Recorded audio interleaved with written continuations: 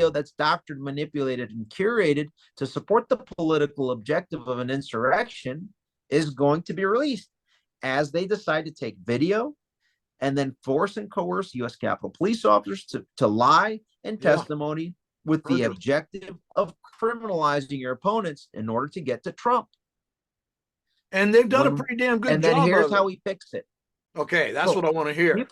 People don't even have a clue what the problem is. They think the problem, like I said, is the DOJ, it's the FBI, it's the courts, the judges. It doesn't even get to the judges. It doesn't even get to the U.S. Attorney's Office. It doesn't even get to the FBI for investigation. If Nancy Pelosi and Chuck Schumer don't order the Capitol Police Chief and the General Counsel to say, hey, here's your list of people. Make sure you get to this one, Trump, but you have to build the case. Maybe you can throw in our political opponents that are affiliated with Trump. Oh, let's throw in 3%ers, Proud Boys, Oath Keepers, any other prominent people that are affiliated with Trump as we build the case, because we can't go after Trump since he wasn't on the Capitol grounds. So we're going to have to connect them through some sort of conspiracy. Oh, Enrique Tarrio was in Baltimore, so let's get some of the other Proud Boys that were on the grounds that day. But before we do that, let's build a case that's, you see how it works? Yeah, it's crazy. Nancy Pelosi, Chuck Schumer. So then, like, how do we find out the information? Well, you can't FOIA the Capitol Police. You can't FOIA the Speaker. You can't FOIA the Senate Majority Leader. What you can do is FOIA all executive branch entities and request all communications that they had with the legislative branch, Speaker of the House, Senate Majority Leader. See how that works? Yeah, so come at it from the other direction. Come at it from the executive side. FOIA. Yeah. Who else? The DC mayor needs to be FOIA. Yes. The Secret Service, the DHS, the FBI, the DOJ, the U.S. Attorney's Office, all of them need to be FOIA'd and specifically asking, what communications did you have with Nancy Pelosi, Paul Irving, the Sergeant at Arms, the subsequent Sergeants at Arms, Chuck Schumer, Kevin McCarthy, Senate Major, what's his name? Mitch McConnell, his Sergeant at Arms, Nancy Pelosi's Chief of Staff, Terry McCullough, her Special Staff Advisor, Jamie Fleet, her daughter, Alexandra. Oh, yeah. Her son-in-law, Michael Voss, Zoe Lofgren, who chaired the House Admin Committee before that. Who else? Well, there's a bunch. Get the point here, right? But my question, Pittman, General Counsel Tobias, Chief Manger. Where do we at this point? I mean, all of us. I'm going to just say it. But wait, I don't. The second part here. Okay. So that's the executive branch, FOIA. The second, and this is for all your J6 defendants. This is where you need to look into. You have to look at the statute that I just mentioned, Title II U.S. Code Chapter 29. There are two committees in the House and one in the House, one in the Senate, that provide oversight over the Capitol Police and the Capitol Police Board. Interesting, isn't it? Where are they? I've never heard of Senate Rules. The Senate Rules and Admin Committee has oversight over the Senate Sergeant at Arms. And then the Capitol Police Board chair when it's the Senate Sergeant at Arms, because it alternates annually between the Senate and the House Sergeant at Arms to be the chair of the Capitol Police Board. So they can have oversight over the architect of the Capitol, the House, Senate Sergeant at Arms, the chair of the Capitol Police Board as the rotating individual. And then the Capitol Police, they have oversight over. Well, who has been in charge of the Senate since January 20th of 2021? Who has it been? Chucky Boy Schumer, right? Yep. So you think we're getting anywhere with that committee? I think we've many of us have seen this kind of develop into this horror show with all the people that you named out. But my question would be for this, because I know we're not. But on the House side, we can fix this on the House side. But the House committee is the House Admin Committee Subcommittee on Oversight. And the chairman of that committee is Barry Loudermilk as of January of 2023. Where have I focused my attention in resolving January 6th? It hasn't been in the courts. It hasn't been with the judges. It hasn't been with the jury pool. It hasn't been with the FBI or the DOJ. No, you don't resolve a political problem in in the courts. You don't resolve a political problem in the executive branch. You resolve it in the political branch of government known as the Congress, because those are the ones that created it. When you understand the problem, you can now fix the problem. The problem is Pelosi, Schumer, and their appointees. Well, when we took over the House, we had a Kevin McCarthy that ended up, we learned, being complicit. So Yep. one, we had to remove him.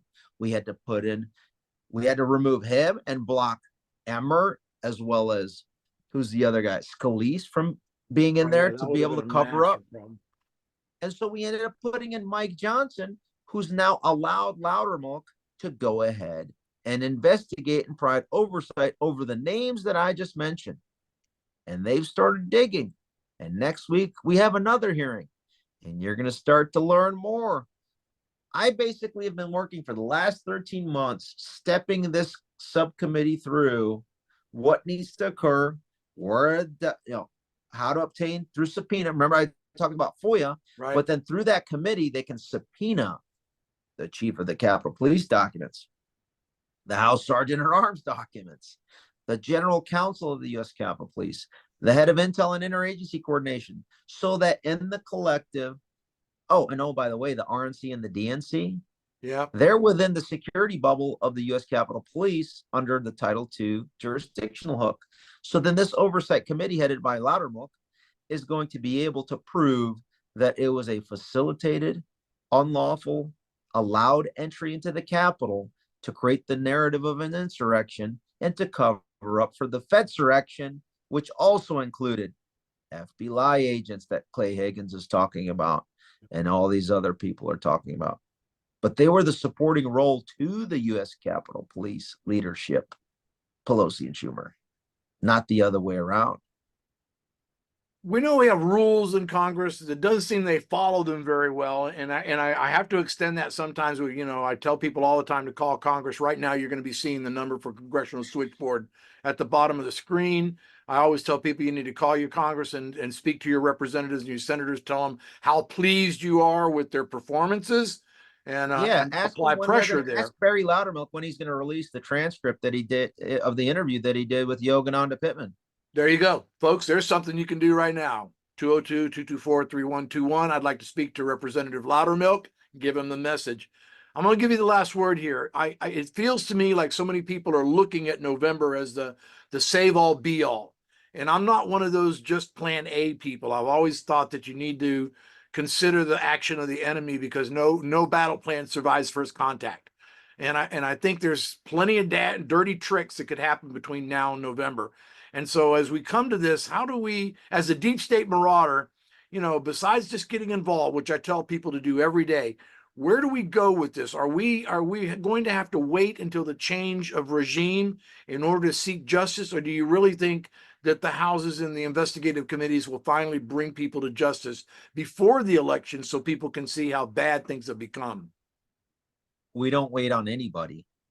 So you look yourself in the mirror and you ask yourself, what am I doing right now to create pain to those that are in office so that they do the right thing? Make it so painful that it's easier for them to do the right thing. Yeah. Now, how does that look? Today, I mean, the chair of the subcommittee on COVID Select ran out of the room the second time I came back. Now, I'm not sure if it was because he didn't want to confront me at the end of the hearing, because I had a nice little package with me to provide him. So our institutions have failed us. You think that they're going to somehow start functioning again without us taking over? No. We have to take over every institution. Well, what does that look like? Everybody listening in, if you live in a Republican-ish district, you take over the Republican Party, and then you get your way into the levers of power at the district, county, state, and federal level that way. If you live in a majority Democrat district, then guess what? I want a America First Democrat Party and an America First Republican Party. They want to have their uniparty. We're going to take it over, and we will have our own uniparty. So why are you not taking over those institutions? At a minimum, walk into their monthly county, whatever meetings and basically get up and say, hey, this is unacceptable.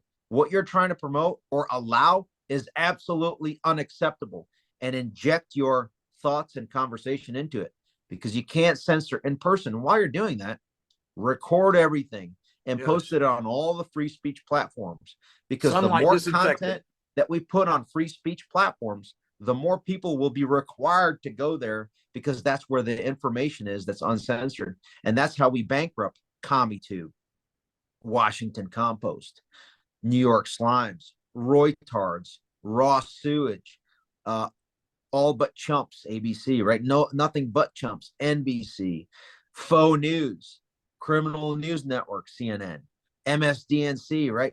All these scum need to be bankrupted. And the quickest way to do that lawfully, peacefully, morally, and ethically is produce our own content like we're doing right now, and to get it so that it off ramps the lemmings that have been duped by the FBI over at Fakebook and CommiTube and InstaGarbage, and bring them into our ecosystem as we slap them into reality.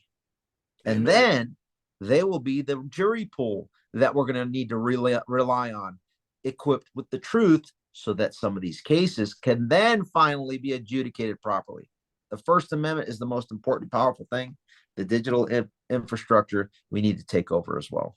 So that's kind of why I'm out there publicly doing the content that I am, to draw attention, eyeballs, because at the end of the day, a lot of this stuff is so monotonous. It's very complicated. But when Yeah. you see somebody day in and day out, where I'm like nearly headbutting these scum in the face, people are like, ooh, what's this? This is cool. Clickbait.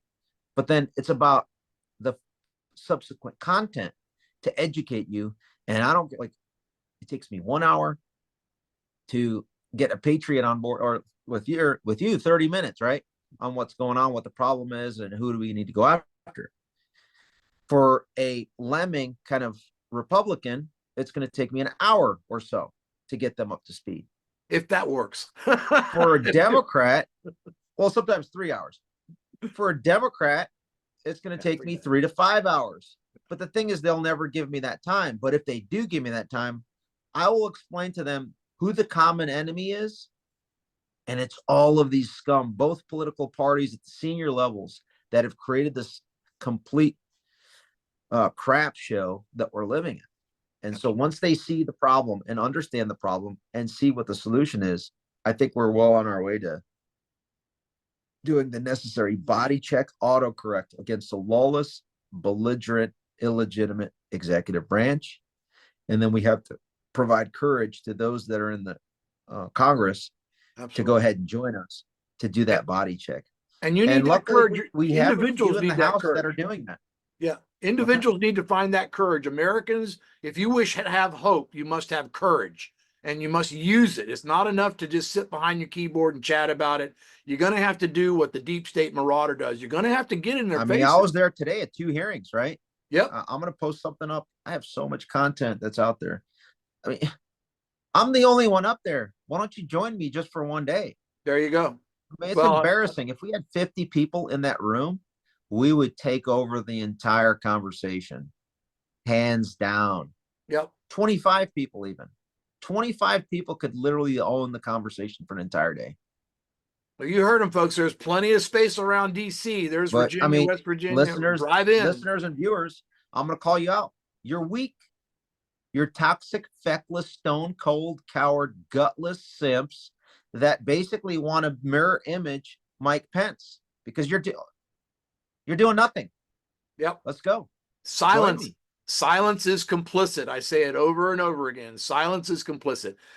Thank you so much for coming on. Now that last thing I'll say is, now that Tucker is on X and with his tweet tonight, that definitely moves the Overton window.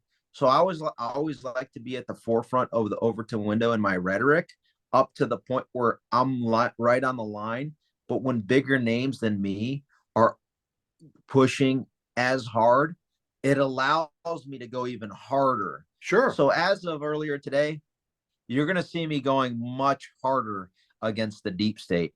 So forewarned, I'm coming for him.